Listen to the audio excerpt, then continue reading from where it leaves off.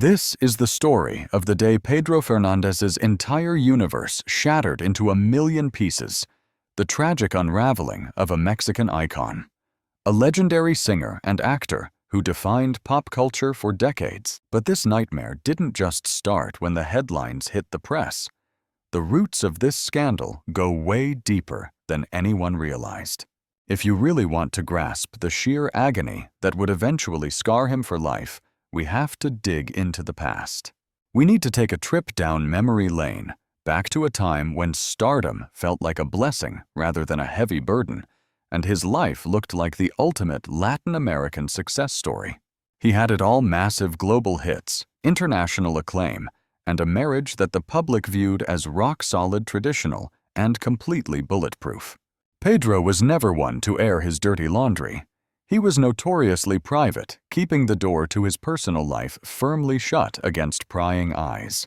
While other celebs were out there selling their deepest secrets to reality TV and talk shows just to grab a few more ratings points, he chose the high-road silence, discretion, and maintaining the image of the devoted, faithful husband we all admired.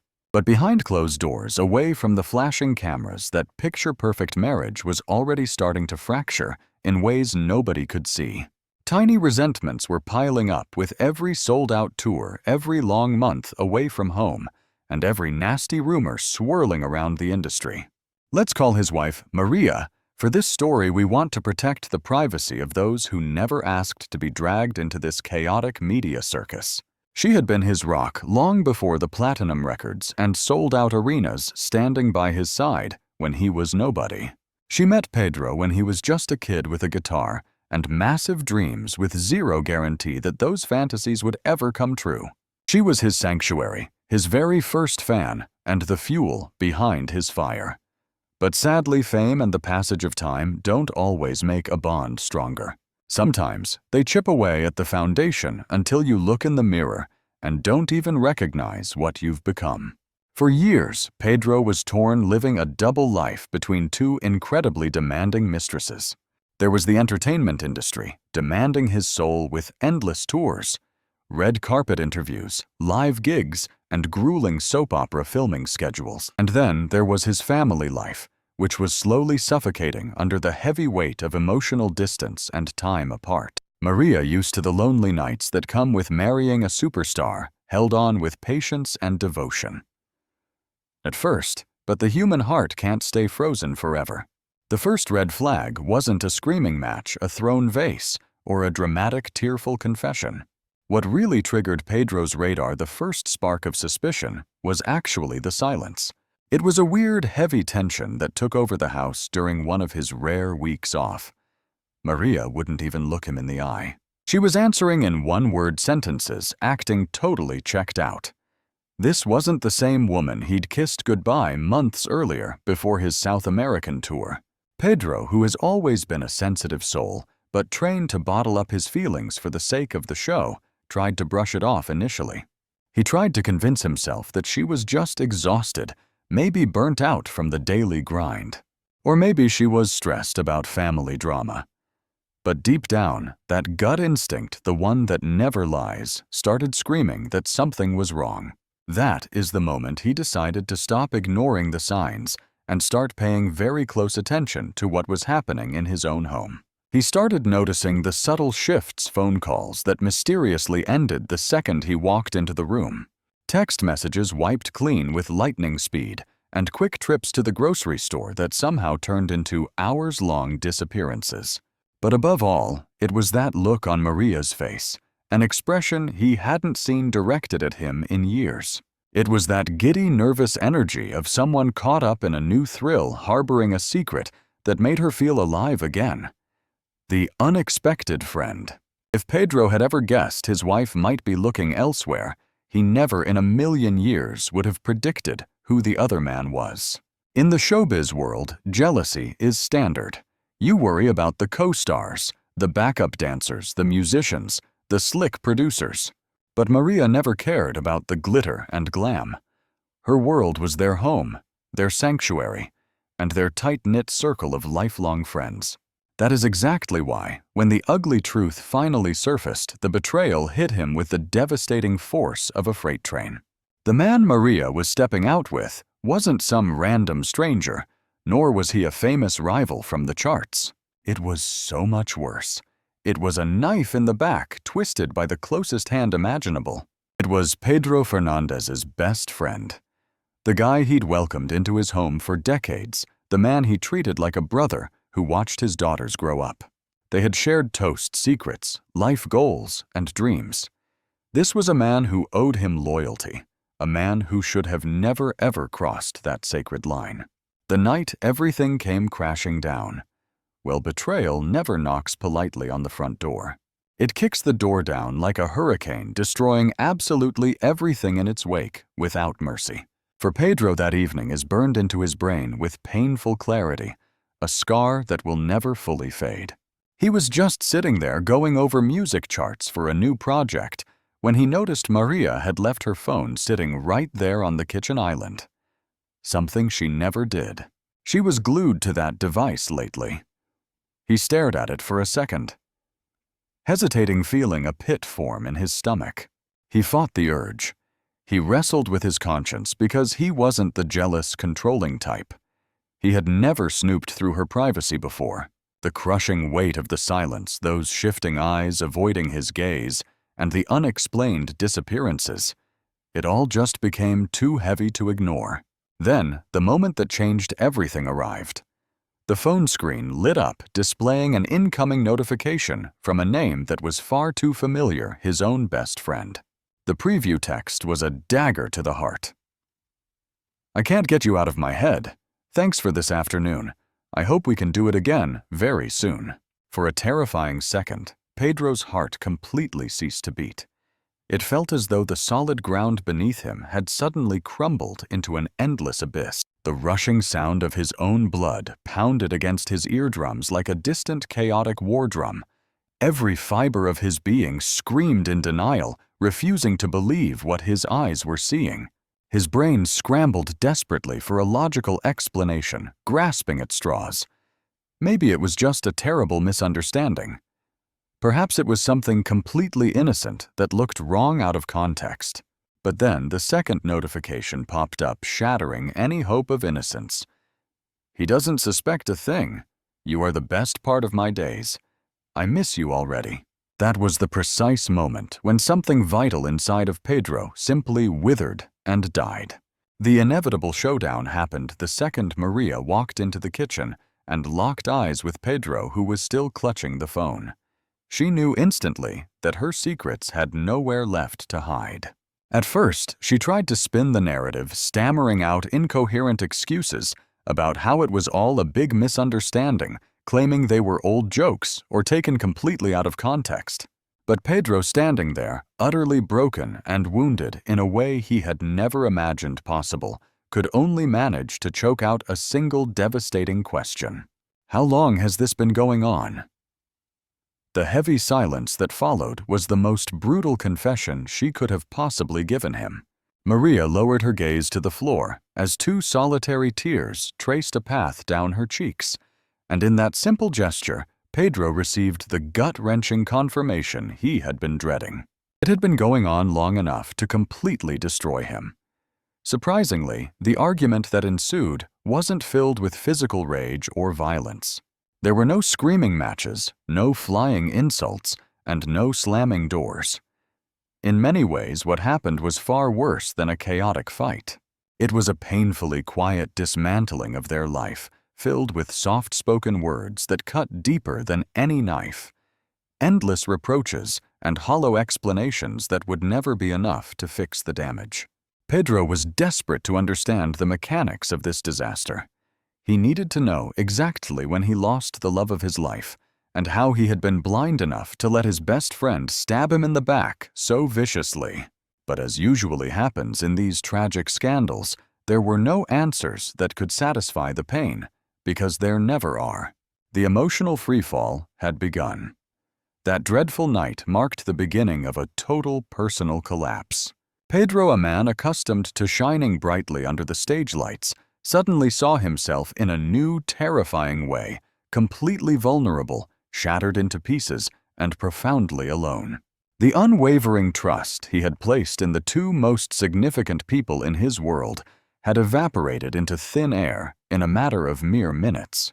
The singer retreated to the sanctuary of his recording studio, killing the lights, and sitting there in the darkness for hours, paralyzed and unable to even scream or shed a tear.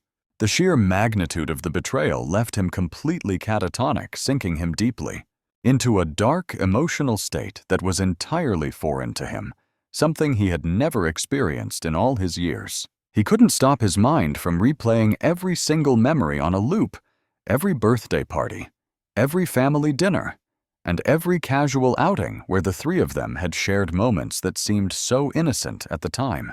There had been red flags everywhere that he simply refused to see.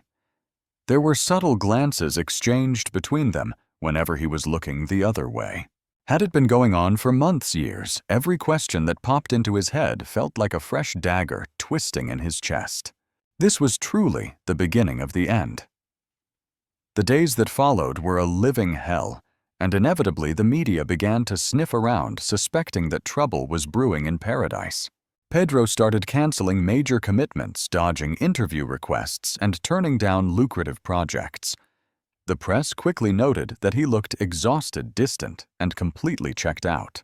While no one on the outside knew the gritty details of his private life, yet everyone could instinctively feel that something was deeply, fundamentally wrong. Meanwhile, the man who was once his best friend completely vanished from the face of the earth. He didn't answer messages, didn't show his face, and offered zero explanation for his treachery. Maria, who was also falling apart, desperately tried to beg for forgiveness and justify her actions, attempting to rebuild a foundation that was already damaged beyond repair. For the first time in his illustrious life, Pedro felt truly and utterly defeated by fate. And yet, that was only the beginning of the nightmare, the darkness that settles in after the shock. Betrayal doesn't end the moment it is discovered. That is simply where the real suffering starts. For the legendary Pedro Fernández, stumbling upon those texts was merely the opening act of a ferocious emotional storm that would drag him under for months to come. Behind the mask of the always cheerful singer and the impeccably dressed charro, who thrilled audiences with hits like Amarte a la Antigua, there remained only a broken man with a shattered heart and a 1,000-yard stare. During those initial agonizing days, Pedro locked himself away, wrapping himself in a blanket of absolute silence. Neither his daughters nor his closest colleagues could get through to him. He refused to answer phone calls and left every text message on read. The home that had once overflowed with vibrant music and laughter was transformed into a cold, empty temple of absence and regret. His wife packed her bags and abandoned the house shortly after their confrontation, leaving behind only a brief, handwritten note. No apologies, no promises, just a weak attempt at an explanation. "I just needed to feel alive again." Pedro read those 5 stinging words over and over again, folding and unfolding the paper until the ink began to fade and the crease threatened to tear. It was as if his heart simply refused to accept that decades of building a life together had ended with a phrase so cruelly empty and selfish. The isolation of the idol was complete. His friends in the music industry whispered that he had become completely unrecognizable. The superstar, who was famous for radiating boundless energy and passion, showed up to rehearsals one day looking like a ghost, unshaven, and with a complete lack of light in his eyes. He refused to speak a single word to anyone. Inside the recording studios, a heavy, suffocating silence took over the room, replacing the vibrant trumpet notes and joyful mariachi rhythms that usually filled the air. His producer, an old friend who had been touring with him for decades, tried desperately to snap him out of it, saying, "Come on, Pedro, the people are waiting for you, brother. You have a massive career and a family of fans who absolutely adore you." But Pedro just stared at the floor and barely whispered, "What is the point of singing about love when you no longer believe it exists?"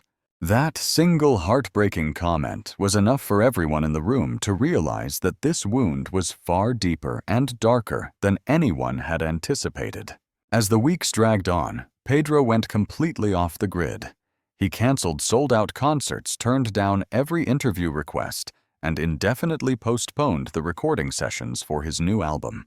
The business side of his life began to crumble as contracts started to wobble, and major brands, terrified of being associated with the brewing scandal leaking to the media, began pulling their sponsorships one by one.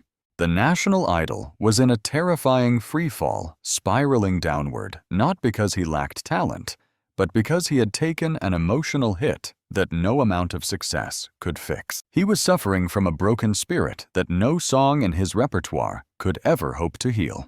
Rumors began to swirl viciously in the press, because in the cutthroat world of show business, secrets have a very short shelf life before they explode.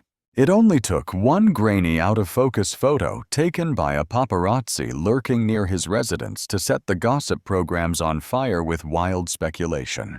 The headlines screamed that Pedro Fernández was navigating a catastrophic marriage crisis, and within hours the theories multiplied out of control. Some pundits claimed it was professional jealousy, tearing them apart, while others whispered that Maria had run off with a wealthy foreign businessman. But nobody guessed the twisted reality, which was that the traitor was actually a friend of Pedro, someone deeply embedded in his inner circle. The tension peaked when a reporter ambushed him at an airport, shoving a microphone in his face to ask if the rumors about his marriage ending were true. Pedro, looking exhausted with bloodshot eyes and maintaining a heartbreakingly forced calm, gave a simple response. Sometimes the people you trust the most show you their true colors only when they walk away and leave you alone. That is enough. That single soundbite was enough to feed the headlines for weeks. While behind closed doors, insomnia became his only constant companion during the long nights. Pedro would spend the early hours of the morning sitting in the dark, clutching his guitar, and strumming meaningless chords while letting his tears soak into the wood and strings.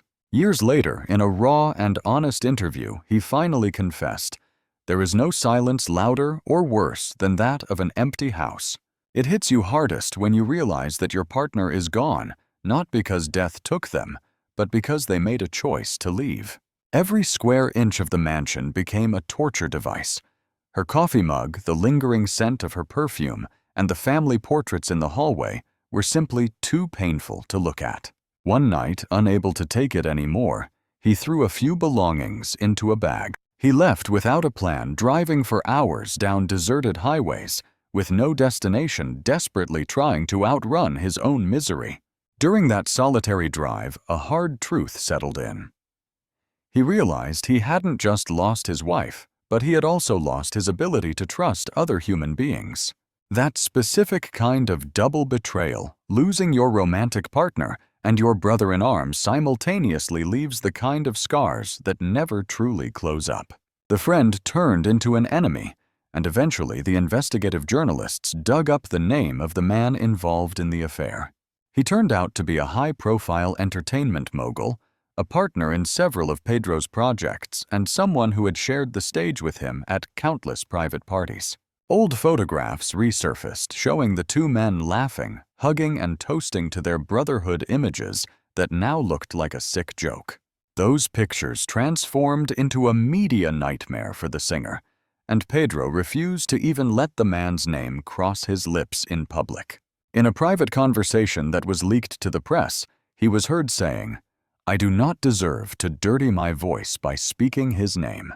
Meanwhile, the traitor tried to spin the narrative and justify his actions to the public. He told a few magazines that it wasn't malicious, claiming that love just happened, that there was no intent to betray, and that Pedro would understand eventually. That audacious statement was the final straw. Pedro, who rarely reacted with anger, broke his silence and wrote a scorching message on his social media that went viral instantly. There is no such thing as true love when it is born from a lie. Friendship cannot survive cowardice, and there is absolutely no forgiveness for a man who destroys a family just to satisfy a temporary desire. The public reaction was split down the middle, with some people feeling Pedro needed to put the scandal behind him and get back to the music.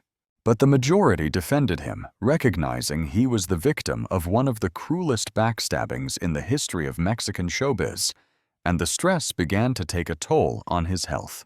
Pedro dropped a significant amount of weight, his legendary voice lost its shine, and his doctors gave him a stark warning to stop working or face a total collapse. One night, during a private gala, he felt obligated to perform and he tried to sing, but he couldn't hold it together. His voice cracked and shattered right in the middle of the song, Como quisiera decirte. The audience stood up and applauded, mistaking his breakdown for a dramatic performance choice, unaware that the tears streaming down his face were a silent scream of agony. Shortly after that incident, he was quietly admitted to a private medical clinic. The official medical report cited severe physical and mental exhaustion, but his inner circle knew the truth. It wasn't his body that needed rest. It was his soul.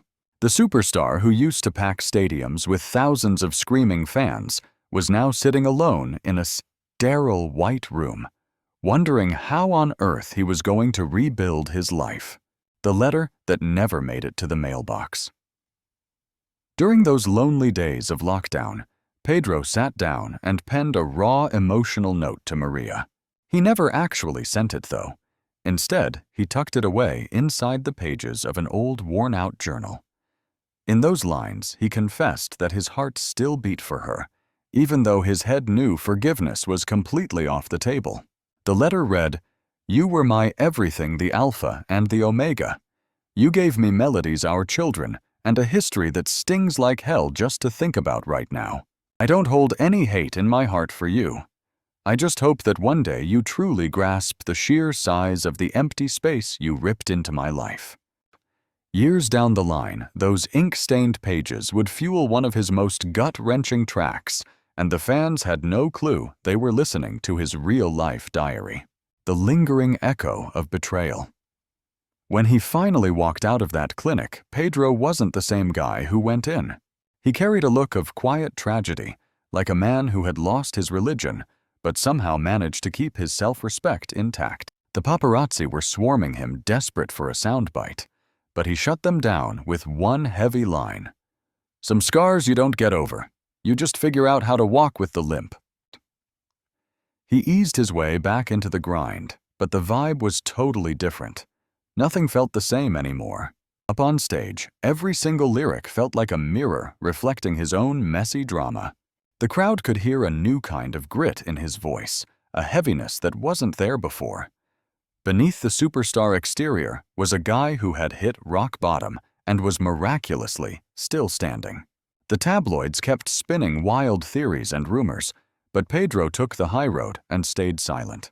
He realized that spilling his guts wouldn't fix anything that you don't ask for forgiveness on live TV, and that the truth, no matter how ugly, always has a funny way of coming out eventually. Rising from the wreckage, Pedro Fernández always used to say his fan base was his second family. But during the pitch-black chapters of his life, that wasn't just a PR slogan, it became his literal lifeline.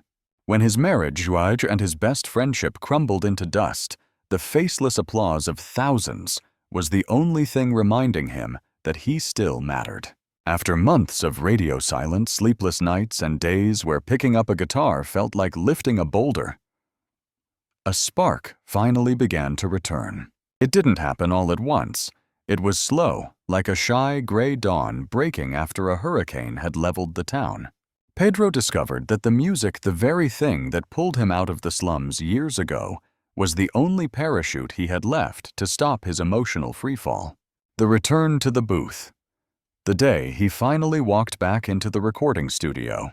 The producer waiting for him almost didn't recognize him. He walked in slower, looking thinner and years older, but there was a fire in his eyes that was new. Gone was the cocky swagger of a chart topper. In its place was the calm of a guy who had walked through fire and didn't burn. Pedro sat in front of the mic and laid it out plain. "I'm not singing for romance today. I'm singing to save myself." That session kicked off what critics would later call his masterpiece, his most intimate and grown-up record to date. Every track was a bleeding wound, a piece of his soul set to music. Instead of hiding the hurt, he monetized it and turned it into art. He crooned about the backstabbing, the impossibility of making up the fragility of dreams, and how hope creeps back in even when you are shattered. The listeners caught the vibe instantly. His voice had a crack in it, a raw edge you can't fake. In interviews, he kept it brief, but every word landed like a ton of bricks. "Sometimes you have to let a part of you die just to feel alive again," he mumbled, in one interview, staring at the floor with total humility. The album blew up, not because of a clever ad campaign or manufactured drama, but because it was 100% real. Millions of people saw their own struggles in his lyrics. Without trying, Pedro became the poster boy for bouncing back, marking his true reunion with the public. His return to the live stage was thick with emotion. When he stepped into the spotlight for the first time post-scandal, you could hear a pin drop in the auditorium. Nobody knew if he was going to crack under the pressure, but the second the band hit the opening notes of his new ballad, "Where Love Dies," the crowd was on their feet, screaming before he even finished the first verse. Pedro couldn't stop the tears. For the first time in ages, he wasn't crying over what was gone, but for what was still standing right in front of him. The love of the people. That night, through the noise, he said something that etched itself into the memory of everyone there. "I am not the same man you used to know, but this is the same heart beating in my chest." That clip went viral in seconds. His tour sold out in a matter of days. But beyond the cash and the fame, the real win was that Pedro had found his groove again. He wasn't performing to impress anyone anymore. He was performing to heal. The impossible forgiveness. Even though the melodies helped keep him afloat, the forgiveness part was a bridge he still couldn't cross. Pedro dodged every single question about his ex-wife and the traitor friend. He refused to say their names on air, didn't take the bait when reporters tried to stir the pot, and stayed out of the media circus. But deep down, that ghost story was still alive. An insider spilled that Pedro still keeps that unsent letter in his nightstand, and on the lonely nights he reads it before lights out. It's not about anger anymore, just a quiet, heavy grief. "I don't have hate in me," he told a buddy once. However, there is a specific kind of pain that never truly disappears. It simply changes shape into something you can carry. The tension peaked one afternoon during a packed press conference when a bold journalist threw a curveball, asking point-blank if he had ever forgiven the people who destroyed his world. Pedro let the silence hang in the room for a long moment, took a deep, steadying breath and replied, "Forgiveness isn't about catching a case of amnesia. It is about releasing the heavy weight that stops you from truly living. And yes, I have finally learned how to let go." That singular moment marked the first and absolutely the last subsequent time he would ever address the scandal in public. Right then and there, millions of his admirers realized that true greatness has nothing to do with chart positions or magazine covers. It is found in the resilience to keep moving forward without letting hate rot your soul. It was a lesson in finding love in a new era. Years down the road, destiny decided to deal him a fresh hand, offering a second shot at happiness that he never saw coming. It happened at a charity gala where he crossed paths with a woman who had zero interest in the spotlight. Someone who treated him not as a legendary icon, but simply as a man healing from old battle scars. In the beginning, Pedro was hesitant, terrified of the possibility that opening his heart again would only lead to another round of betrayal and suffering. But she was different.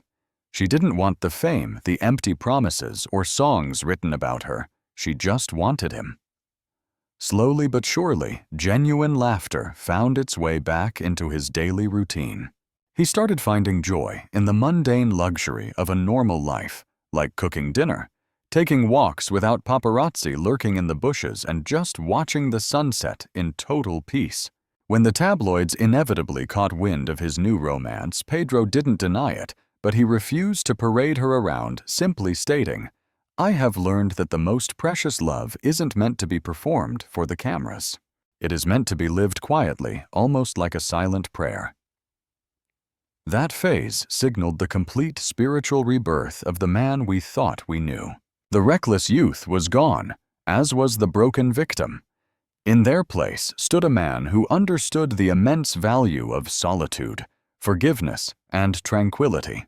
The legacy of heartbreak.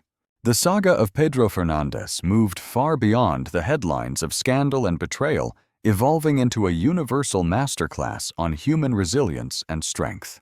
During his tours, he made it a habit to speak to the crowd before debuting new tracks, often saying, "Sometimes life strips away exactly what you love most, just to remind you of who you really are. Never give up." If you are walking through the fire of betrayal right now, remember that it does not define your worth. It only teaches you how to love differently next time. These words, forged in the fires of his own suffering, resonated deeply with anyone who had survived similar heartbreak, and soon the fan mail began to pour in. Thousands of letters arrived detailing how his music had become a lifeline for people surviving messy divorces, brutal breakups, and devastating losses. Pedro made sure to read every single one, finding his own story reflected in their words. And over time, his personal pain transformed into a focused mission. He went on to establish a foundation dedicated to supporting artists struggling with depression and anxiety. Fully aware that a bank account full of money cannot protect you from feeling empty inside. "Behind the thunderous applause, there are often tears," was a phrase he would repeat to anyone who would listen. The man behind the myth today, years after the episode that altered his fate, lives with a sense of serenity that shocks those who knew him during his stormy past. He never spoke a single word to his former best friend again. Nor did he ever see Maria again, although rumors say she once tried to reach out to apologize, to which Pedro responded with a brief note, "I wish you peace. I have already found mine." There was no sarcasm or bitterness in those words, only the cold, hard truth of a man who had moved on. The man who was once a victim had mastered the art of liberation without revenge, transmuting his agony into melody and his loneliness into art. His life story retold 1,000 times by the media and reinterpreted by legions of fans remains one of the most compelling narratives in the Latin world, not because of the juicy gossip, but because of the raw humanity it exposed. Pedro Fernández proved that even a heart shattered into a million pieces can beat again, and that profound beauty can bloom from the ugliest suffering. The final song. During his most recent massive stadium show, Pedro debuted a powerful new composition titled "From the Ashes." It served as an anthem for his renaissance, a symbolic final wave goodbye to the ghosts of his history. The chorus rang out, "From the fire I learned that not everything burns to ash. Some flames exist only to purify the soul. I lost the love, but I found my voice, and in that sound I am still alive even if it hurts." As the final note faded, the stadium erupted into an endless ovation. Pedro tipped his hat, looked up toward the heavens, and whispered into the mic, "Thank you for not letting me die when I thought all was lost." And just like that, he closed the chapter, not with resentment, but with gratitude, not with tears, but with a blinding light. Because if the tragic tale of Pedro Fernández taught us anything, it is that sometimes a heart has to break, so it can learn to sing louder than ever before. M.